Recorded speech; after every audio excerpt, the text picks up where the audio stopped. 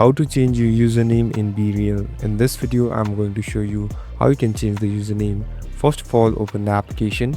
Now here on the right bottom, you can see a profile icon. Simply tap on your profile icon. So now on the top, you'll be able to see settings. Tap on settings. So here in your settings interface.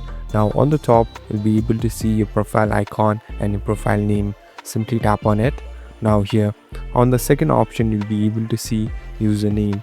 Here simply tap on username. Now here you can edit your username. Simply keep the username that you want to allow. So it will also suggest you different username and it will show if it is available or not. Now simply tap on change username. Now it has been completely changed. So make sure you save it because later you'll be needed to enter the same username. Thank you for watching this video. I hope this video will help you.